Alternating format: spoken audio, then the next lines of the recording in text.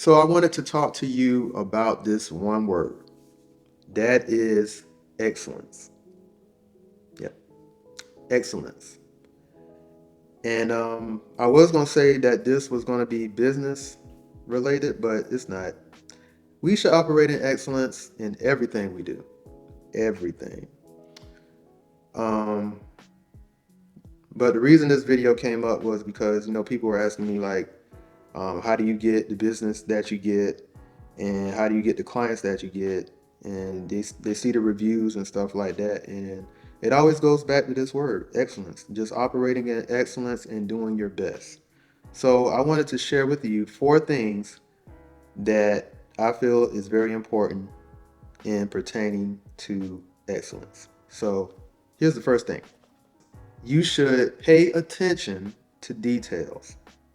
Pay attention to details. And the scripture that I want to lift up is Colossians chapter 3, verse 23. And it goes like this: Whatever you do, work at it with all your heart, as working for the Lord, not for human masters.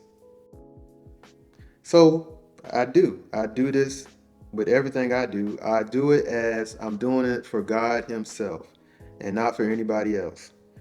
And if you're doing it for God, you're going to automatically want to do it in excellence. You want to do it to the best of your ability. So, and that just means that if you see something that you could have done better in that moment or something that you can change, you're going to do that because you can do it. You have the ability to do that, especially if you see it. So, yeah, if you didn't see it or something like that, that's one thing. But if you see it and you can do something about it, and you didn't do it, that's not operating in excellence. That is not operating in excellence. So if you see something that you can change or you can take care of, you do that. You do that. So you always want to do everything to the best of your ability as if God is watching you right then and there because He is. And He knows what you're doing, He knows your heart.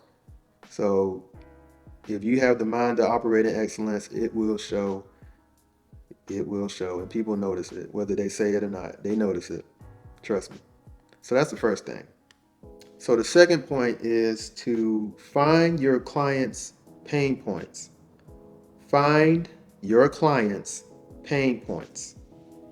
And that is something easy to do. You can do that at any time. Most of the time, you want to do that at the beginning stage, like when you're first talking to your client or potential client. Ask them why they're here, why they called you, or anything like that, um, and what they envision their outcome to be. So whatever you're doing or whatever you're working on, just ask your client, what do you see? What do you visualize the outcome to be? And you just focus on that and focus on how to achieve that and deliver it. And that's it. You don't have to do anything special. You don't need to do all this outlandish stuff that's outside of what your client wants.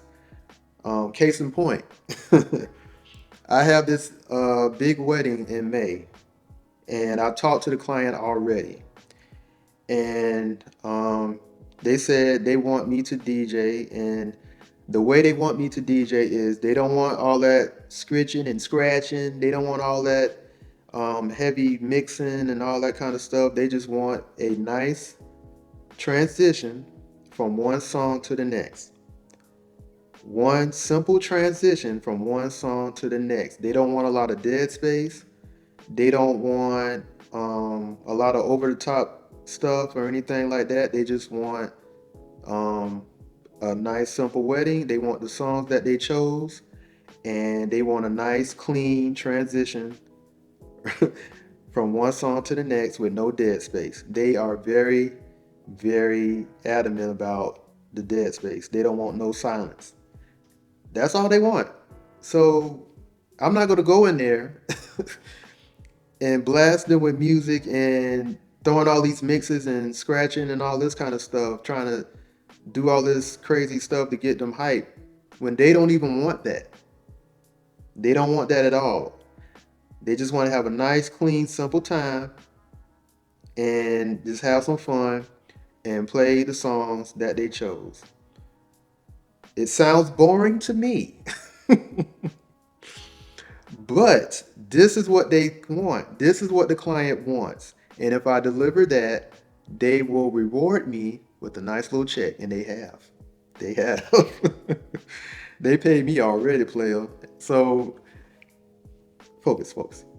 They want me to do a simple task, and that's all they want. They don't want me to go outside of that. And I just have to deliver that.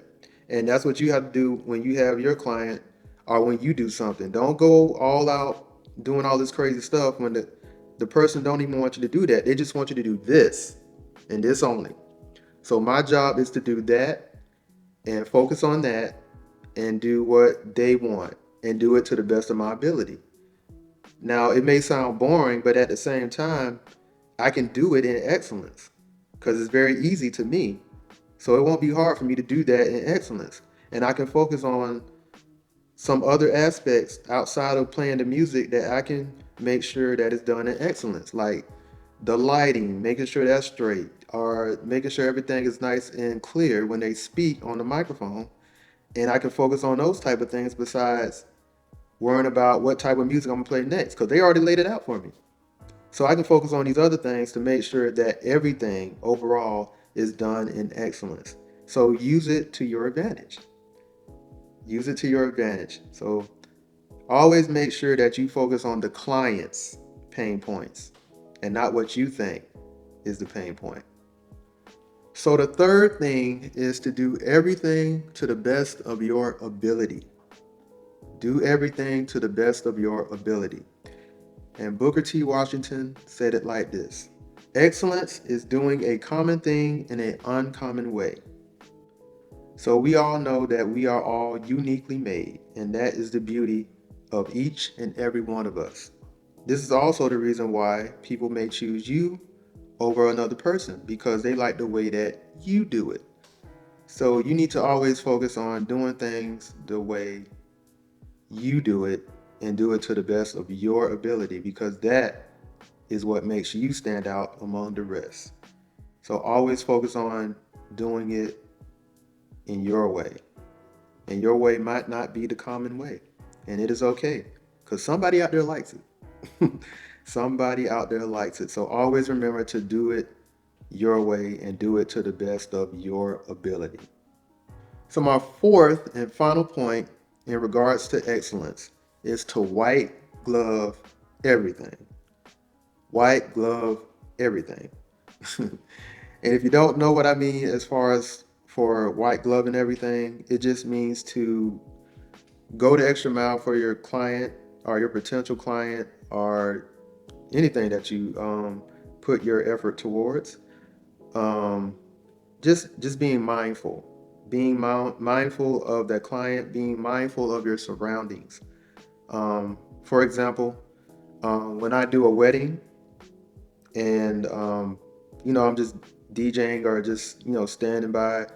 During dinner time, I'm playing music, but I'm not really doing much. I'm just playing a song after song. It's not really a lot of mixing, so I have a lot of downtime.